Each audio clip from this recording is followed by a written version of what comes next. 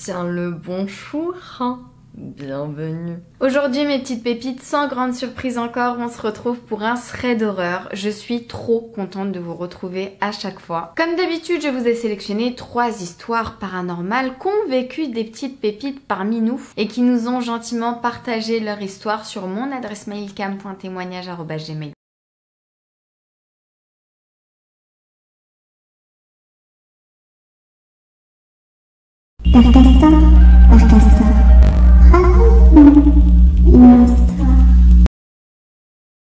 Cette première histoire nous est racontée par Laura. C'est une histoire qui se passe entre 2004 et 2006. Elle nous raconte qu'elle a passé le week-end chez une très bonne amie de la famille avec son papa et sa meilleure amie à elle. Donc toutes les deux, elles avaient pas plus de 11 ans. Ils arrivent chez la grande amie de la famille qui s'appelle Malika. Elle les accueille. Ils arrivent très fatigués du voyage. Du coup, le papa part directement dormir dans la chambre. Et Laura, sa meilleure amie et Malika dorment dans une mezzanine.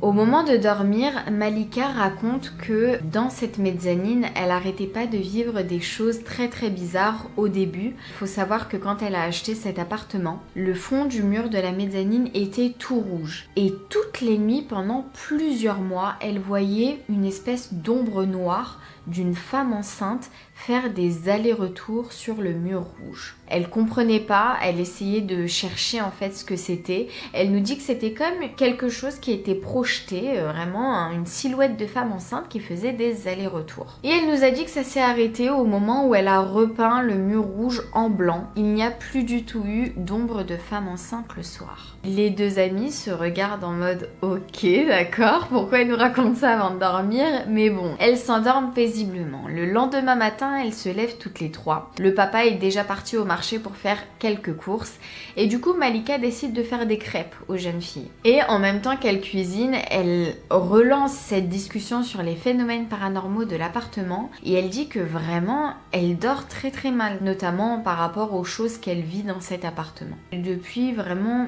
beaucoup de nuits maintenant, elle entend sur le balcon des enfants hurler à la mort et taper contre la baie vitrée. Les enfants hurlent, il faut qu'on se réfugie chez vous parce qu'on court un grave danger. Du coup, tous les soirs, Malika se lève et laisse entrer les enfants chez elle pour qu'ils se réfugient. Et elle explique vraiment que c'est fatigant, ça la perturbe énormément et que c'est tous les soirs que ça se produit. Là, Laura regarde sa meilleure amie encore un peu bizarrement en fait et se dit mais attends, elle invente tout ça ou qu'est-ce qui lui arrive à Malika? C'est bizarre ce qu'elle nous dit là. Malika décide d'arrêter la conversation et elle dit aux filles je vais aller faire un tour au marché, il me faut quelques petites choses également. Elle descend laissant les deux jeunes filles déjeuner en tête-à-tête tranquillement. Donc Laura nous raconte qu'elle était en train de discuter tranquillement avec sa meilleure amie pendant que Malika était descendue en bas acheter quelque chose au marché. Et elle nous dit que tout d'un coup, leur conversation s'est interrompue avec la radio qui s'est allumée toute seule et qui a commencé à grésiller.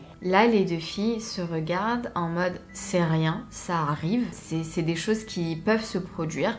Donc tout simplement, Laura se lève et elle éteint la radio très simplement. Elle revient, elle mange, etc. Et là, cette fois-ci, c'est la télé qui s'allume sur une chaîne cryptée, laissant une image de neige en fait, et en même temps un son de grésillement. Elle se regarde à nouveau et voit que la télécommande est posée juste devant elle sur la table. Elles ne comprennent pas. Pas de panique toujours, elle prend la télécommande et Laura décide d'appuyer sur le bouton rouge en se disant que finalement ça peut arriver aussi. Peut-être qu'il y a eu un petit problème d'électricité, on ne sait pas. Et là en appuyant sur le bouton rouge, la télé ne s'éteint pas. Laura réessaye en vain. Du coup, elle se dit c'est peut-être les piles de la télécommande qui sont juste mortes. Elle se lève, elle commence à perdre un petit peu patience et va pour appuyer sur le bouton de la télé. La télé ne s'éteint toujours pas. Et là, elle se dit au plus profond d'elle-même qu'il y a quelque chose qui s'amuse avec elle. Elle commence à perdre patience, mais toujours en gardant un sang-froid. Et elle va pour retirer la prise de la télé. Et là, les amis, la télé ne s'éteint toujours pas. Là, Laura nous dit qu'elle regarde son amie, la panique commence à monter, la peur commence à les envahir et tout d'un coup, Malika entre dans l'appartement.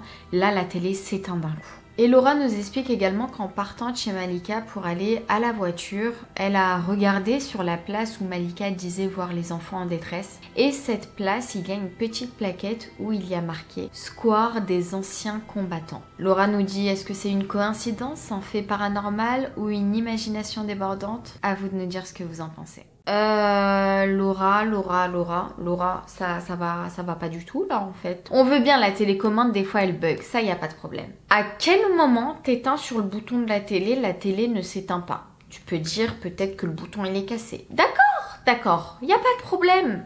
On comprend. À quel moment tu débranches la prise de la télé, elle fonctionne toujours? Vous pouvez m'expliquer? J'attends votre réponse. Parce que moi, je n'ai pas de réponse rationnelle à ce sujet-là. Excusez-moi mes petites pépites, mais là, c'est quand même très grave. Si ça nous arrivait à nous tous, on serait comme ça.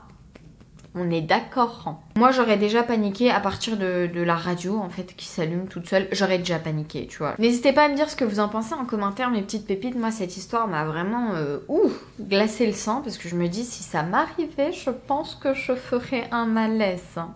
Vraiment. Sur ce, mes petites pépites, si vous le voulez bien, passons tout de suite à la deuxième histoire. Père Castor, raconte-nous une histoire.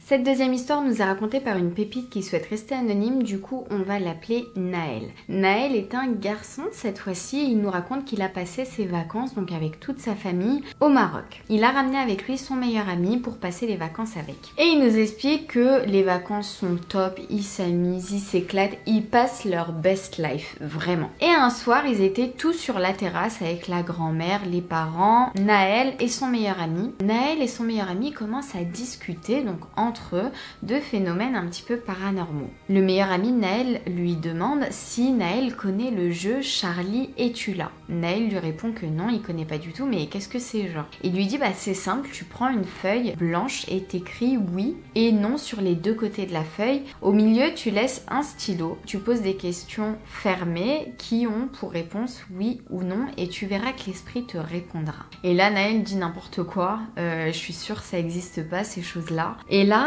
il y a le papa de Naël qui commence à écouter un petit peu la conversation de son fils et du meilleur ami et il leur dit les garçons ne jouez vraiment pas à ça parce que c'est des choses qui existent, faut faire attention, donc vraiment ne jouez pas à ce jeu là. Là Naël dit oui à son père et tout et du coup les deux garçons changent de sujet. Le lendemain, Naël et son meilleur ami reparlent de ce jeu et Naël lui dit écoute, après mûre réflexion j'aimerais tester ton jeu. Son pote lui dit t'es sûr tu veux tester le jeu Charlie, es-tu là? Il lui dit vas-y ouais je veux tester. Ils s'installent sur la terrasse, il est 14h.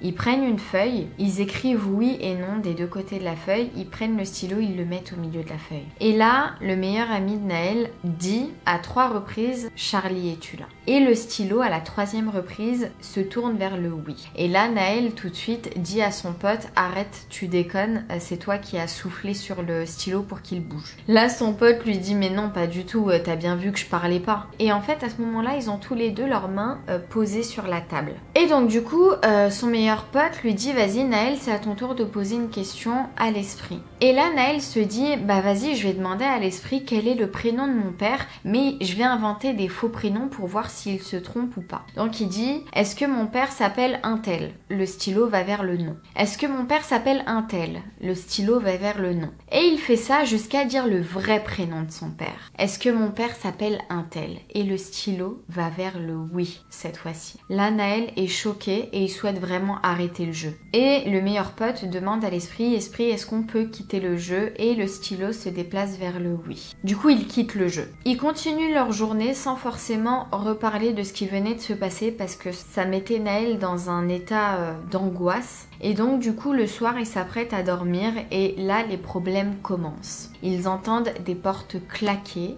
ils voient tous les deux qu'il y a des traces qui commencent à se former sur les murs. Ils sentent une ambiance très pesante dans leur chambre. Les phénomènes paranormaux commencent à devenir de plus en plus importants. Les jours passent, ils continuent leurs vacances sans forcément parler de ces phénomènes paranormaux à ses parents parce que les parents de Naël sont musulmans, ils sont très religieux et si Naël leur avoue qu'il a joué jouer à ce jeu. Il sait que ses parents vont l'engueuler, donc il souhaite pas en parler. Du coup, il y a une cousine qui vient les rejoindre et tout. Ils partent à la plage, ils s'amusent trop. Vraiment, ils passent de très très bons moments. Et en rentrant du coup chez Naël, sa cousine lui dit « J'étais par la fenêtre et j'ai vu un homme habillé tout en noir avec un chapeau qui était fixé sur la maison et qui tout d'un coup a disparu. » Elle lui dit « Alors je sais que tu vas pas me croire, que tu vas me prendre pour une folle, mais je te jure que c'est vrai. » Là, Naël, avec tous les phénomènes paranormaux qu'il a vécu avant, en fait, a cru sa cousine et justement lui a dit « Non, non, je te crois parce que on a fait un jeu avec mon meilleur pote il y a quelques jours, il s'est passé des trucs très très bizarres. » Et là, sa cousine lui demande « Mais t'as fait quel jeu ?» Il lui dit « On a joué au jeu Charlie, es-tu là ?» Sa cousine connaissait absolument pas ce jeu-là. Du coup, elle lui a dit « Est-ce que moi je peux jouer au jeu ?» Et là, Naël lui a déconseillé, lui a dit « Non, vraiment, je te déconseille vraiment parce que ça fonctionne vraiment. » Et là, elle supplie les deux garçons, elle dit « S'il vous plaît, est-ce qu'on peut rejouer au jeu? J'ai vraiment envie de voir de mes propres yeux si ça existe vraiment. » Là, Naël n'a pas trop envie de rejouer, mais bon, pour sa cousine, le fait.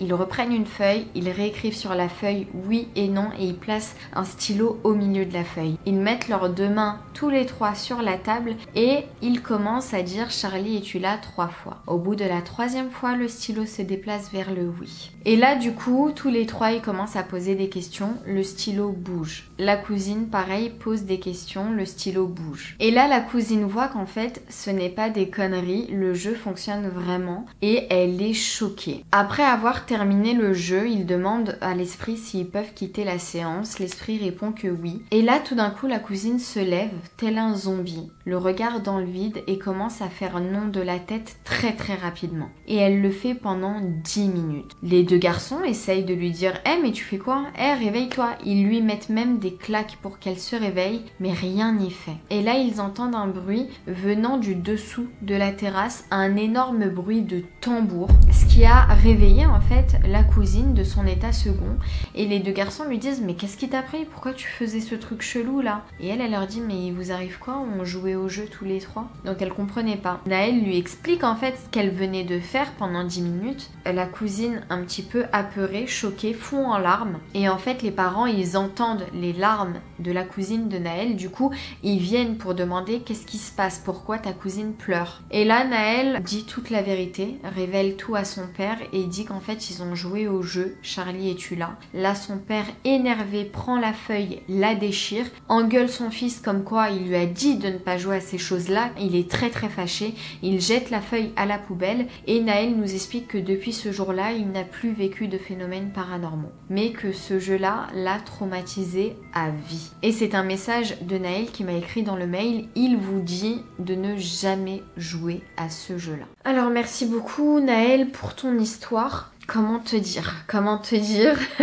On commence par où là les amis? Déjà je ne connaissais absolument pas ce jeu, Charlie, es-tu là? Je n'en avais jamais entendu parler et je ne compte pas y jouer. De toute façon moi j'ai jamais fait de Ouija, de jeux comme ça, moi c'est impossible, j'ai trop peur, je fais pas. D'ailleurs j'ai reçu énormément de DM privés sur Instagram après le thread d'horreur concernant le Ouija avec l'histoire d'Aurore. Et vous avez été nombreux à me dire que après des séances de Ouija, certains membres de votre famille sont restés un petit peu fous et qui ont eu des séquelles en fait après le jeu. Donc moi c'est pour ça que je jouerai jamais à ces choses-là. Je trouve ça très très dangereux. En tout cas, comme d'habitude, mes petites pépites, n'hésitez pas à me dire ce que vous en pensez, si vous connaissiez ce jeu, est-ce que vous y avez déjà joué ou même au Ouija? N'hésitez pas à nous dire ça en commentaire. Passons tout de suite à la 3e et dernière histoire. Père Castor, raconte-nous une histoire. Cette 3e histoire nous est racontée par une pépite qui souhaite également rester anonyme, du coup on va l'appeler Sherazade. Cette histoire se passe en Tunisie, donc Sherazade nous dit qu'elle passe ses vacances là-bas chaque année avec sa famille. Et un soir, elle décide d'aller chercher des qloub, c'est des graines de tournesol en fait, et en Tunisie on grignote pas mal ça devant un film ou n'importe quand d'ailleurs. Donc il est 22 h, ils partent avec son cousin, pas très loin de chez eux, acheter des graines de tournesol. Du coup ils marchent, bon il fait sombre, mais bon ils sont à deux donc ça va. Et là, elle nous dit qu'ils croisent, donc elle et son cousin, un couple avec un bébé. Elle nous dit que c'est un couple très très bizarre parce qu'ils sont habillés tout en blanc de la tête aux pieds, comme si qu'ils étaient habillés pour aller aller faire le pèlerinage. La femme avait un voile tout en blanc et avec une tenue tout en blanche. L'homme pareil habillé tout en blanc avec un turban sur la tête tout en blanc. Et le bébé pareil, il est enveloppé de la tête aux pieds dans un tissu blanc. Donc ils ont trouvé ça trop bizarre, mais par respect pour eux, ils leur ont dit Selem. On salue toujours les personnes âgées dès qu'on les voit au bled comme forme de respect. Chez les musulmans, il est obligatoire de répondre à un Selem. C'est obligatoire. Il faut rendre en fait le salut. Et donc du coup, ils leur disent Selem, mais ils n'ont pas de réponse. Du coup, très choqués, au moment où ils passent à côté d'eux, ils vont pour se retourner, comme quoi ils n'ont pas eu de réponse à leur Selem, à leur salut. Et quand ils se retournent, Sherazade et son cousin nous disent qu'il n'y a plus personne. Les 3 personnes ont complètement disparu, alors qu'il n'y a pas de chemin pour aller sur les côtés. C'est une longue avenue d'1 kilomètre. Et elle nous dit qu'à la place, il y a 3 lapins blancs qui marchent donc sur l'avenue. Ils ont tellement eu peur qu'ils ont couru, ils ont fait demi-tour et ils ont couru pour rentrer chez eux. Ils n'avaient même plus envie de faire toute l'avenue pour aller chercher leurs graines de tournesol.